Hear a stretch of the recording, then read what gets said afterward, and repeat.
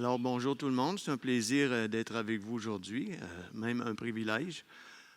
Votre groupe, je le décris comme des gens passionnés, engagés et puis d'une force collective comme j'ai rarement vu. Félicitations.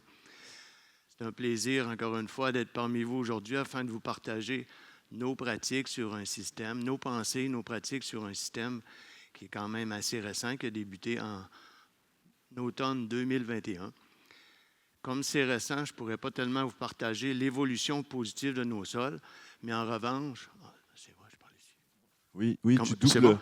Tu es sûr d'être entendu OK. là, avec les deux OK. micros, mais tu peux Excusez. bouger, Denis, et c'est Ouais, je n'étais tranquille. pas à l'aise là. Ouais, ouais. C'est pour ça, tu peux te balader, C'est comme marche un ça. peu, tu peux vraiment utiliser comme tu OK. veux la salle. En revanche, je vais plutôt vous partager notre cheminement et nos motivations qui nous ont conduits vers un système d'une ABC, comme vous appelez. On n'a rien inventé. Notre système, il est bâti sur différentes inspirations qui viennent surtout de votre pays, des États-Unis et du Québec.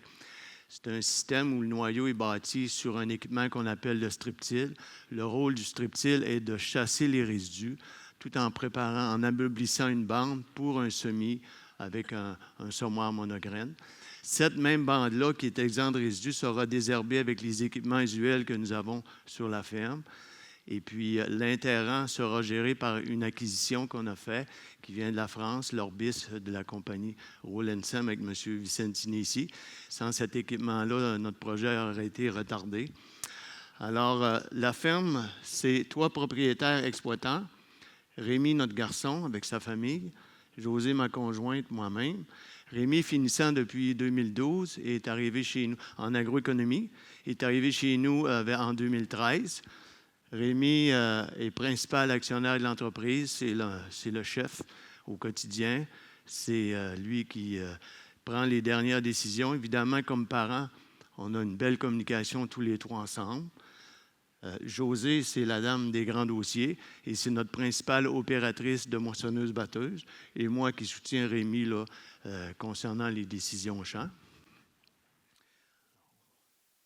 Voici ce que je vous propose, présentation de la ferme, quelques points sur notre cheminement et réflexion, présentation des équipements nécessaires et un champ qui a 3 années de fait. Je vais vous le présenter avec plusieurs photos. Alors, la ferme d'une superficie de 610 hectares, bien équilibrée en texture, un tiers de sable limoneux, un tiers laume limoneux et un tiers laume argileux, maximum 40 d'argile, ce que vous appelez, je crois, sol calcaire. Les drainages sont importants au Québec, écartement 6 mètres à 12 mètres, tous bien nivelés suivant leur topographie. Ça, lors d'un orage, il faut que l'eau évacue seule. Transition bio en 2014, terminée en 2017. Des brisements de saules à ce moment-là sur 14 km. Aujourd'hui, ça aurait été seulement sur 1 km parce que le voisinage a tout transitionné bio. Des cultures de couverture annuelles et permanentes sur 2 années, quasiment sur toutes les surfaces, et aucun labo en automne 2023. Nos cultures, blé d'automne, maïs grain, soya, brocoli, chou-fleur pour la congélation avec Bonduel Canada. Et puis en 2024, il y aura des essais de légumineuses, haricots et lentilles avec un acheteur du Québec. Nos couverts végétaux, les objectifs du départ étaient d'injecter beaucoup d'azote dans le sol, un système racinaire structurant et une bonne biomasse racinaire et végétale. Notre choix s'est arrêté sur un mélange avoine, peau fourragée, févrole, veste commune. Quand on a un 75 jours de croissance là, mesuré, ce mélange-là peut nous donner un rendement de 6 tonnes à l'hectare en matière sèche. Alors, je vais passer ça. Notre réflexion et cheminement, comme je vous ai dit au début, je ne pourrais pas tellement vous parler de l'évolution positive de nos sols car elle est interrompue par un labour dans notre rotation. Pour nous autres, ce qu'on a constaté après plusieurs années, le labour, ça remet en quelque sorte le sol à zéro sur sa portance, l'évolution de la structure et l'interruption du cycle de la vie. Il y a une inspiration chez vous qui est venue faire un tour au Québec puis qui nous a donné une image du cycle de la vie. Alors, la voici, puis je l'ai toujours retenue. Il comparait ça à une maison multi-étages avec différentes grandeurs de pièces à laquelle les organismes, un jour, vont s'y loger, s'y multiplient, si on les laisse tranquilles. Quand on arrive avec une charrue, en quelque sorte, on vient tout briser ça. Et au même titre qu'un ouragan qui brise tout sur son passage. Alors, précisément, ce moment précis-là, c'est ça qu'on veut changer sur l'entreprise. On a 3 ans dans la culture du maïs où on fait progresser nos sols. Et à la culture du maïs grain, par un labo, on vient interrompre ça. Et ça, il faut que ça change. C'est notre projet essentiel. Alors, c'était de trouver une alternative à la charrue lors de la culture du maïs grain. Penser à un système que l'on pourra appliquer sur de grandes surfaces, un système qui fonctionnerait dans toutes nos cultures en ligne, et penser à élaborer un système autour d'un strip-till. On a déjà un strip-till sur l'entreprise, on avait ça en conventionnel, on sait comment ça fonctionne. On le regardait souvent et on se disait, un jour, on va le sortir pour pratiquer, pour travailler en production biologique. Alors, c'est arrivé. Nos couvertures, on met toujours une priorité, sauf que pour faire sûr qu'on réussisse la levée, maintenant, tous nos intercalaires sont semés avec un semoir, pas à la volée, mais avec des disques. Alors ça ne se fait pas tout seul. On a créé un comité multiressources, 5 agronomes, dont Marielle fait partie. Il y a une agronome en spécialiste des sols et un autre en spécialiste culture des couvertures. Notre objectif, c'est d'échanger, constater et mesurer l'évolution de nos sols. Alors, comme point de départ, ce qu'on a fait dans le champ que je vais vous présenter, en mois d'août, la culture du maïs grain, on a pris des échantillons de sol, on a géoréférencé ces points-là. Une analyse est partie au laboratoire pour une analyse du microbiome et des profils de sol documentés ont été faits. Dans 3 ans, on revient au même point, refaire avec les professionnels, voir l'évolution. Alors, ça, c'est en une photo nos 3 années. Les 2 premières photos ici, le blé, on commence avec un blé. Après la récolte, on sème un couvert. Si jamais il y a un intercalaire de trèfle, on récolte le blé, on laisse aller le trèfle, on détruit le trèfle fin septembre, avant les pluies. Au préalable, on a ressemé une avoine pois, on passe le strip-till et on laisse aller tout ça jusqu'au printemps. L'année 2, on revient avec un maïs. On laisse à la récolte soit comme ça ou un passage de strip-till. L'année 3, on revient avec un soya. Si le champ n'est pas travaillé, on va le travailler dans le soya. On va récolter le soya. Si on a quelques champs qui sont 2 années en soya, à ce moment-là, on va mettre un intercalaire, la photo de droite en bas. Et si c'est le blé d'automne qui est la culture à relais, bien, il n'y a pas d'intercalaire. On revient en septembre et on sème un blé. Ça, c'est le portrait de nos 3 années. Je ne trouve pas ça compliqué, moi, Muriel. Quand on le décortique, ça fait plein de sens. Alors, je serais rendu à l'étape, les équipements essentiels pour réaliser ça. On parle d'un strip-till, une herse étrille pour nettoyer la bande, une houe rotative pour la bande, notre sarcleur Twin Denbuck, je vais les reprendre en détail, et l'Orbis de Roulentsem. Alors, je reviens avec le strip-till. Le strip-till, c'est une acquisition qu'on a fait récemment, un nouveau strip-till qui répond à tous nos besoins. Le fabricant est nouveau aussi aux États-Unis. Alors, il a été conçu pour vraiment travailler sur la ligne de maïs, bien dégager tout ça. Et puis, c'est un strip-till très lourd. Puis, on a besoin de lourdeur d'équipement pour s'assurer que quand le sol est dur, il faut que ça reste dans le sol. Sinon, ça va flotter. Je vais le détailler un petit peu plus. Alors, particulièrement, lui, il a 2 points d'appui à l'avant et à l'arrière, permet de suivre le sol comme il faut. Sinon, il n'y a pas beaucoup de strip-till qui ont un appui en arrière. Fait que quand le sol est plus tendre, il met de la pression, puis là, ça va plus profond. Puis là, ça se promène comme ça. Ça, c'est important. Cette unité-là est très longue, permettant de mettre les 4 disques weavés qu'on appelle. Puis à l'intérieur, on ne la voit pas, mais il y a une patte. Ça, c'est une configuration d'automne. Même en automne, on garde la patte. On peut retirer les 2 disques en avant. Et puis, on est muni de tasses résidues à l'avant, qui travaillent super bien. Chaque point de pression est muni d'un amortisseur à l'air. Chacun sont réglables à l'intérieur de la cabine. La petite boîte verte, ça, c'est très important. C'est le contrôle de l'amortisseur des tasses résidues.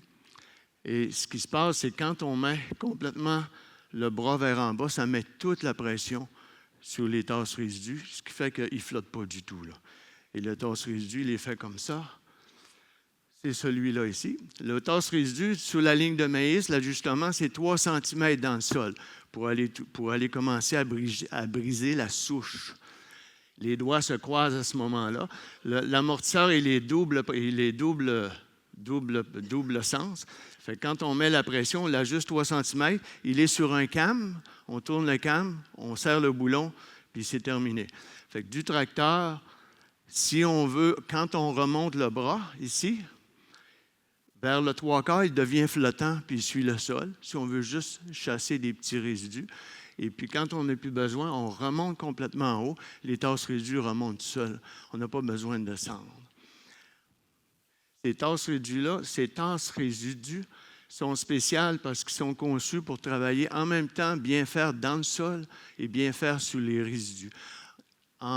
Aux États-Unis, la plupart, c'est des modèles soit qui travaillent bien sur les résidus ou qui travaillent bien dans le sol. Mais un mélange des deux, ça n'existait pas.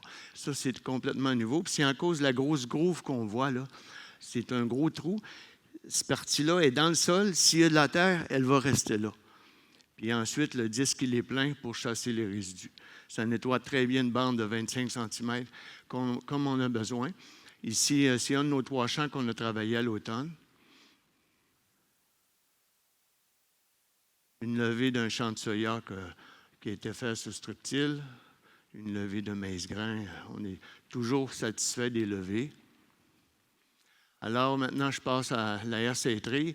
Tout ce qu'on a fait, on a acheté une deuxième hersaiterie, on a enlevé des broches. C'est devenu notre équipement pour nettoyer la bande. La houe rotative, la même chose. On a enlevé des roulettes. C'est un équipement qui fait très bien car s'il y a des résidus, il n'y a pas de souci. Ensuite, le Sarkler Twin de Henbach, Muriel l'a présenté un petit peu tantôt. Particulièrement, c'est pratique pour nous, ça. L'unité ici, là, elle est droit au-dessus du rang. La culture principale est l'unité au-dessus, contrairement à des Sarkler, que l'unité est dans l'interrang. Alors ça fait que... Je ne sais pas si j'ai une meilleure photo. La culture est entre ça, les 2 petits trous en avant, chaque côté, qu'on peut ajuster selon la largeur, la hauteur de la culture. Les 2 petits disques cutaway qu'on ajuste le plus près de la culture. La dent de lièvre, 3 cm à côté, elle vient briser les racines en évitant de projeter de la terre sur le rang. Et les doigts cresse qu'on peut faire ce qu'on veut, soit venir jouer dans la culture ou faire un léger renchaussage. Une vue de côté. Un ajustement serré comme ça dans le maïs. Le maïs-grain est assez fragile, beaucoup plus facile que le soya. Avec quelques mottes comme ça, on peut avancer genre 5-7 km/h.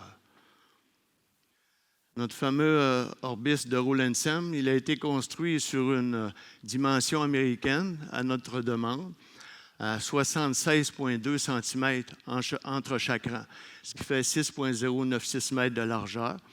De sorte que lorsqu'on retire les 2 bras, en dessous, en plein centre, c'est la culture principale. Alors, ça permet de faire du désherbage.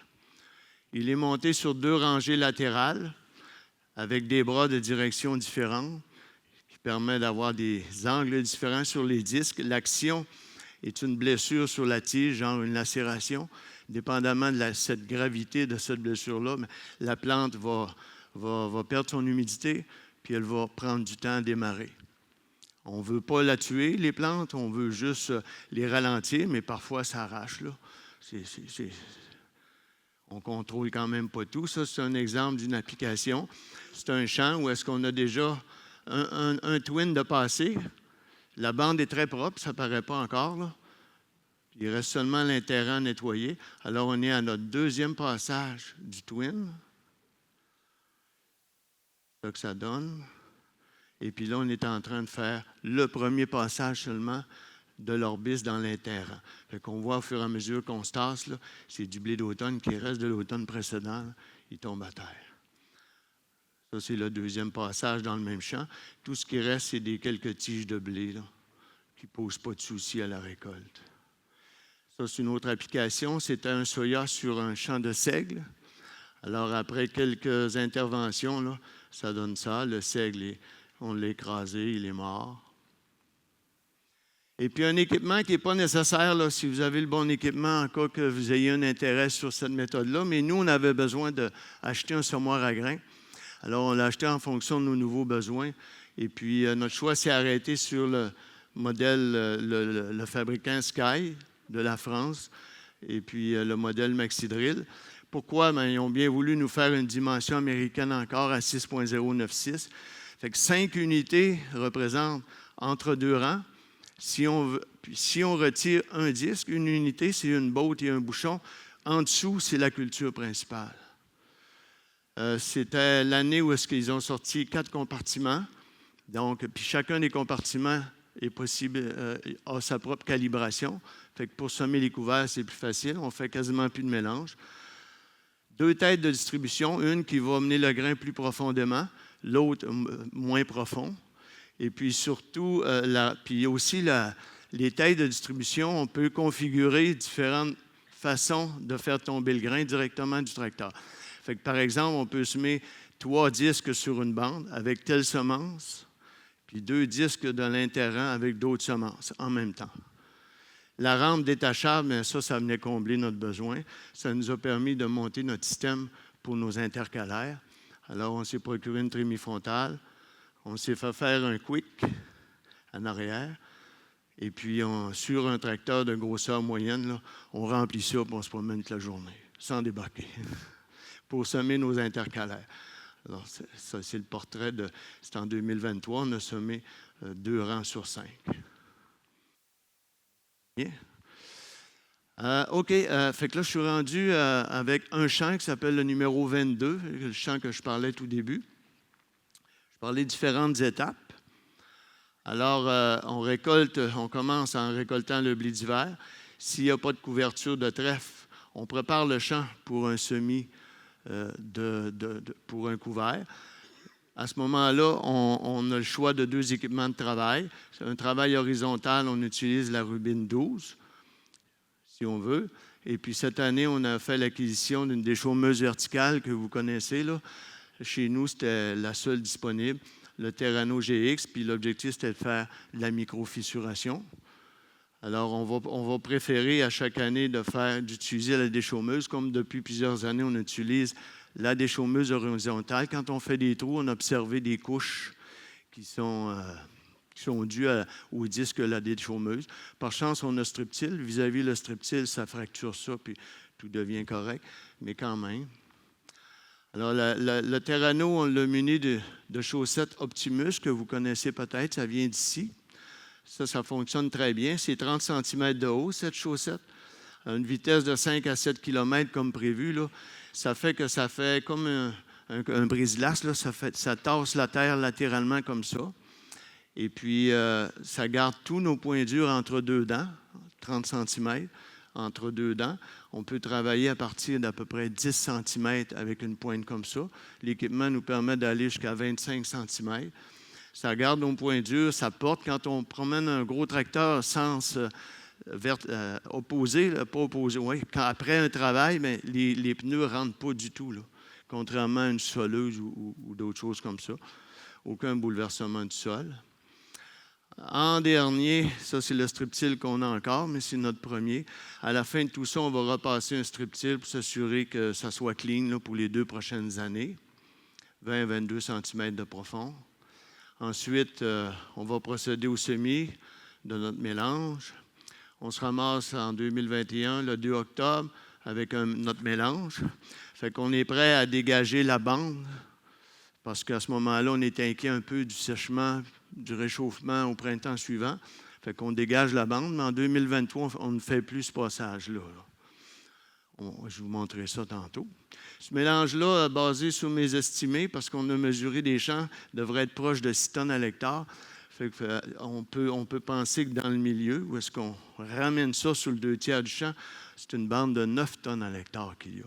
Puis tout ça pour vous montrer qu'en 2022, après les neiges, qui ne sont pas encore fondues, là, bien, il reste quand même pas beaucoup de couverts, là. La photo de gauche, bien, c'est pour voir en dessous des hauts, le couvert va mieux s'écraser dans le sol. On fait comme inoculer le sol, puis Ce qu'on m'a expliqué, c'est que les organismes s'attaquent là, plus vite aux résidus, puis permet de mieux les dégrader. Alors, le 6 avril, le 9 de mai, on constate que les rangs sont aussi secs que l'interrang. Le 12 de mai, second passage de streptyle pour un semis. Le 31 mai, on se retrouve avec prêt à désherber. Le peigne, bien sûr, on a passé parce que c'est des résidus, là. Puis on n'a pas encore notre deuxième air-citré. Comme le salissement n'est pas un défi, bien, mon garçon a dit on s'en va avec la houe rotative tout de suite. Les feuilles commencent à faire un passage, un tour.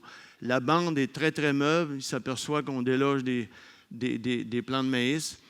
Alors, il sort du champ, puis on dit on va utiliser seulement le twin. 2 passages, c'est moi-même qui l'ai fait.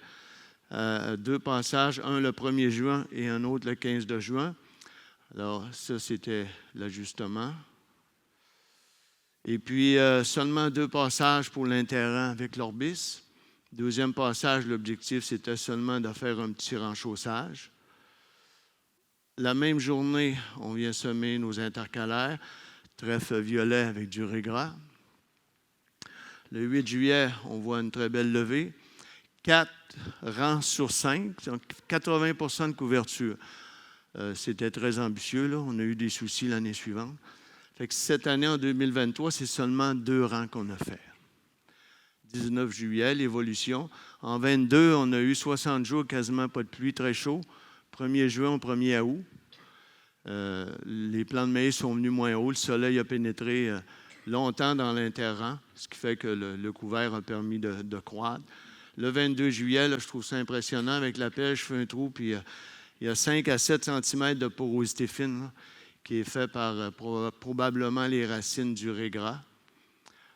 Ça, c'est intéressant. Début de saison, un petit orage, là, la porosité fine va mieux retenir l'eau que la macroporosité. Alors, en 22, ce qu'on a appris, c'est un bon séchage au printemps, infestation moindre par les herbes, un rendement correct au-dessus de 10 tonnes à l'hectare, une belle porosité créée par le trèfle, à modifier pour 23, intercalaire sur 2 rangs, et ne plus repasser l'automne sur la bande de streptyle pour tasser les résidus. Alors, le champ est resté comme ça, comme on n'a pas encore notre nouveau streptyle qui va faire le travail. On décide de le laisser comme ça. Alors, on se retrouve ce printemps, le 14 avril. Le soleil, les tiges et la petite butte semblent capter le soleil puis réchauffer le sol. Les feuilles, la dégradation par les organismes, là, j'observe qu'ils sont minces comme du papier carbone. Le trèfle, on trouve qu'il démarre tôt parce qu'on va recevoir notre streptyle seulement début juin. Le 10 de mai, c'est encore plus tôt. Oups, un petit pincement au cœur. Parce qu'on avait en tête, on a reçu l'Orbis le 2021. J'avais fait ce test-là. 1 passage, 2 passages, 3 passages. Je voulais valider la reprise, à quel moment je devais venir l'année suivante pour planifier mes travaux. Fait que je suis revenu après une semaine, puis après une semaine, là, le trèfle avait repris. Après 2 semaines, ça me donnait, je disais, 2 semaines et demie de répit. Puis 3 semaines, je ne savais pas trop. Là, il n'y avait pas grand-chose de redémarrer. Fait que j'étais confortable avec ça. Mais ça, c'était du trèfle de 1 an, là, semé au printemps. Septembre, ça. Mais 2 ans, c'est une autre affaire. Ça, je ne le savais pas. Alors, le 10 de mai, en faisant des trous, c'était quand même excitant de voir la nodulation, les racines du trèfle, c'était tout garni. Le 27 de mai, notre streptyle arrive bientôt le 2 juin. Fait qu'on sort l'orbis. Avec l'orbis, tout ce qu'on peut garder pour que les tiges soient plus fibreuses. L'orbis est plus efficace, là. Alors, mais le trèfle, c'est encore au stade végétatif, là. Alors, on trouve ça moins excitant là, quand on voit ça comme ça, là. On espère que l'orbis fasse la magie. Premier passage, quelques jours après, deuxième passage en sens inverse. Après 2 passages, la partie végétative visuelle, ça semble OK. Alors, on a reçu notre streptyle le 2 juin. On va le passer le 3 juin. Ça fait un excellent travail. On est content. La même journée, on prend notre planteur. on ajuste nos tasses résidus, puis on fait un beau travail. Après le semis, ça ressemble à ça. Alors, ce qu'on a observé quand même, là, c'est que côté gauche, avec du trèfle, la terre était plus sèche, il y avait plus de mottes. Ça a été difficile de faire une belle strip, puis ça nous a occasionné une levée moins uniforme. À droite, l'année d'avant, on avait fait on avait mis des intercalaires annuels. Fait que c'est pour ça qu'il n'y a pas de trèfle, là. Et là, on avait observé une bien meilleure porosité fine, belle humidité répartie partout. Fait que ça, c'est la levée de notre champ qui est à droite. Une très belle levée, on est content.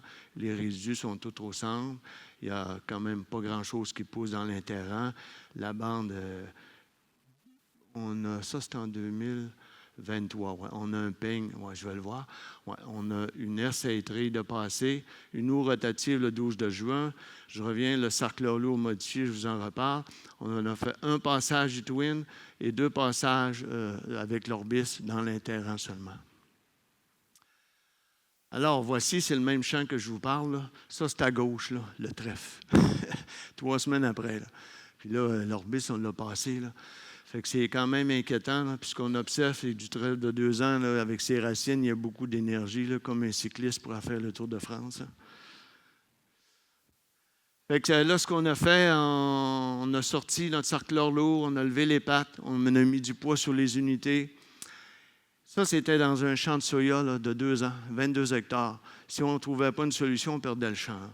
Ce qui fait qu'on prépare les disques, puis on ne veut pas seulement gérer le trèfle, on ne veut plus le voir. Fait qu'on réussit à bien l'enterrer.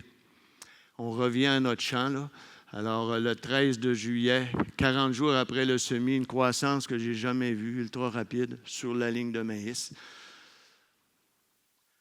Et puis, le 13 juillet, c'est toujours notre champ. Fait qu'on voit la différence. À gauche, c'était avec le trèfle. À droite, il n'y avait pas de trèfle. Il y a eu un retard de croissance. Et ce que j'ai pu observer, c'est que quand on a semé le soya, le temps que ça germe, le trèfle, lui, il a continué. Comme c'est 80 %, c'est très, très près du rang. Le trèfle cachait beaucoup les heures d'ensoleillement qui s'en allaient sur la ligne de soya. Fait que j'attribue le retard de croissance à ça. Ça nous a coûté 500 kg à l'hectare là, de différence. Ça, c'est notre même champ, le 5 août. À terme, il est assez propre. 3250 kg de rendement. Pour le 4 de juin, nous, on était contents.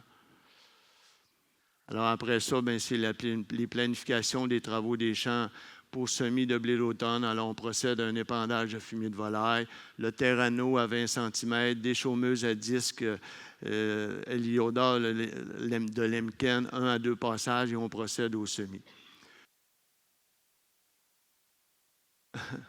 OK. Bon, je veux juste vous montrer 2 années. Notre semoir, on a fait des choses spéciales. La première fois, on a mis notre mélange à large, à plein champ. Là, ce qu'on a fait, parce qu'au début, 2 années, on a essayé la vis velue dans notre interrang. On voulait que ça devienne notre vivace, notre permanente.